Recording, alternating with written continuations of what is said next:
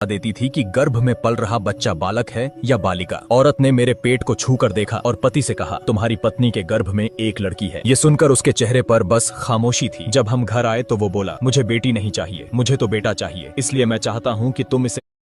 उस दिन मैंने अपने पति के असली रूप को देखा। फिर मैंने कहा, ये क्या कह रहे हो तुम? मैं ऐसा बिल्कुल भी नहीं करूंगी, मैं अपनी नहीं लूंगी। फिर वो अचानक से शांत हो गया और कहने लगा, अगर तुम्हारी यही इच्छा है तो ठीक है, लेकिन मैं चाहता हूँ कि हमारा बच्चा महल में जन्म ले, अपनी मातृभूमि पर, इसलिए कल सुबह होते ही हम महल जाएंगे। उसकी बात पर मुझे संदेह हुआ, लेकिन मैं कर भी क्या सकती थी। अगली सुबह वो मुझे अपने साथ जंगल के रास्ते ले जा रहा था। चलते चलते जब बहुत देर हो गई तो मैंने उससे कहा, इस हालत में अब और नहीं आगे बढ़ सकती मैं। वो देखो सामने जो बड़ा सा पेड़ है, उसके पीछे ही हमें लेने के लिए महल से एक रथ भेजा गया है। यह बोलकर उसने मुझे बहलाया और चलने पर मजबूर किया। फिर सामने ही जंगल के बीच मुझे टूटा फूटा घर नजर आया। जब उसके पास हम पहुंचे तो मेरे पति ने कहा, तुम यहीं बैठो और ये फल खा लो, इससे तुम्हें ताकत मिलेगी। पीछे ही रथ हमें ले जाने के लिए तैयार खड़ा है, मैं उसे यहाँ लेकर आ रहा हूँ। इतना कह वो चला गया। मुझे भूख लगी थी तो मैंने बिना सोचे समझे उस फल को खा लिया। फिर कुछ ही देर में सिर चकराया और मैं बेहोश हो गई। ये सब छुपकर मेरा पति देख रहा था। तब बेहोशी की हालत में वो मुझे उठाकर उस डरावने खंडहर के भीतर ले गया। जब होश आया तो देखा मैं किसी टूटी फूटी जगह पर कैद थी। ये दृश्य देख समझ गई कि मेरा पति मुझे